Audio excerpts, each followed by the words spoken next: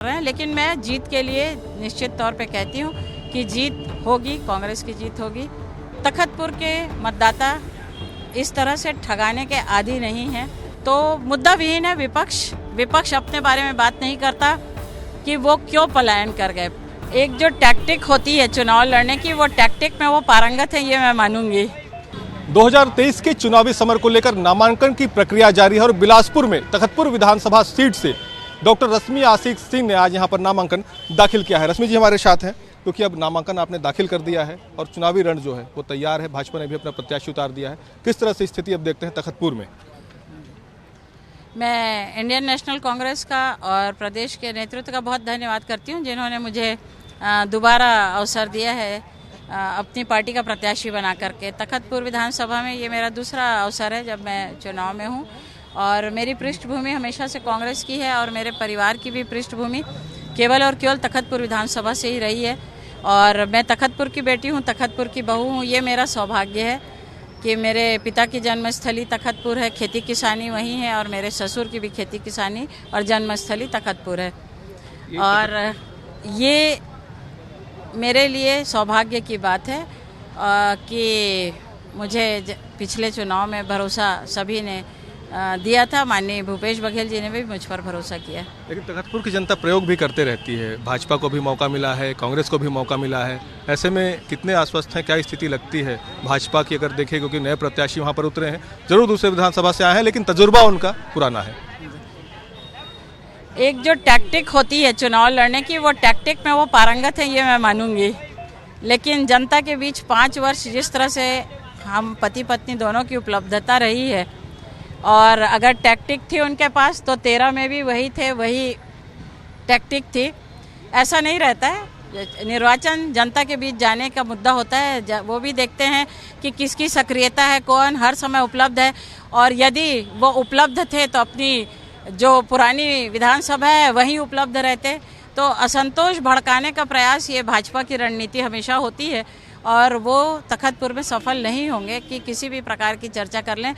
भूपेश बघेल की सरकार ने 5 वर्षों में जो अनेक सौगातें बटन दबा करके आम जन को दी हैं, जिसका जिक्र बहुत लंबा हो जाएगा। आप सबके माध्यम से यही कहना चाहूँगी कि 17.5 लाख आवास छत्तीसगढ़ में आवास न्याय योजना के तहत, और 74 लाख से अधिक राशन कार्ड, किसानों का कर्जा माफ़ी, और पिछली कर्जा माफ़ी 2 घंटे के अंदर करने के बाद फिर कर्जा माफ़ी की घोषणा हुई है। ये सारी चीज़ें हैं। और आत्मानंद स्कूल है, तखतपुर में एसडीएम कार्यालय है, तखतपुर में बेटियों का कॉलेज है, सकरी में कॉलेज है। तो मुद्दा विहीन है। विपक्ष अपने बारे में बात नहीं करता कि वो क्यों पलायन कर गए।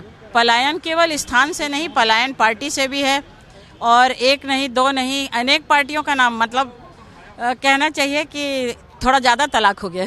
क्या लगता है, क्या माना जाए, क्योंकि वहाँ पर पिछले चुनाव में तीसरे मोर्चे की भी भूमिका थी, खासा वोट प्रभावित हुआ था। ऐसे में मुकाबला भाजपा और कांग्रेस का ही रहेगा कि फिर से तीसरा मोर्चा जो है गणित बिगाड़ेगा?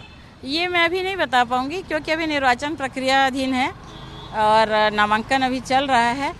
और जैसी भी स्थिति रहेगी, प्रत्याशी हैं और चुनाव में अपने किए कार्यों को, अपनी उपस्थिति को, और माननीय भूपेश बघेल जी के द्वारा, जो भूपेश है तो भरोसा है, कांग्रेस है तो भरोसा है, उन मुद्दों को लेकर के जनता के बीच लगातार 5 वर्षों से उपस्थित रहे। हमको कभी किसी ने ढूंढा नहीं, लापता का टैग हमारे ऊपर नहीं लगा है, दल बदलू का टैग हमारे ऊपर नहीं लगा है। ये मेरे लिए सौभाग्य है।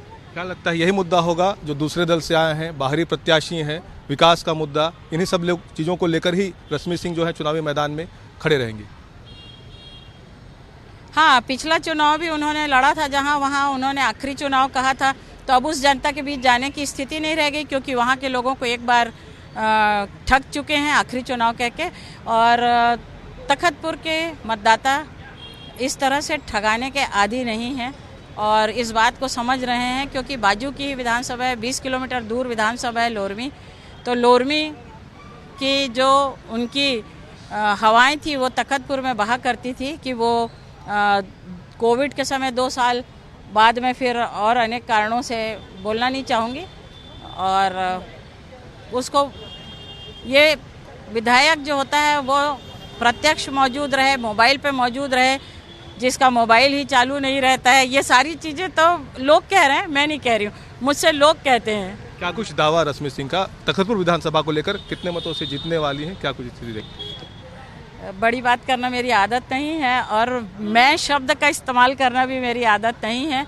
सभी कांग्रेस के सहयोगी जो प्रतिबद्ध होकर के कांग्रेस के लिए 5 वर्षों तक अनेक कार्यक्रमों में, अनेक अवसरों में तखतपुर के लिए और कांग्रेस के लिए प्रतिबद्धता दिखाए हैं, वो सभी अलग अलग किस्म के दावे कर रहे हैं। लेकिन मैं जीत के लिए निश्चित तौर पे कहती हूँ कि जीत होगी, कांग्रेस की जीत होगी। छत्तीसगढ़ में कांग्रेस की सरकार बनेगी, तखतपुर में कांग्रेस की विधायक होगी। बिल्कुल, तो ये थी रश्मि आशीष सिंह जो तखतपुर विधानसभा से कांग्रेस की प्रत्याशी हैं। उन्होंने आज नामांकन दाखिल कर दिया है।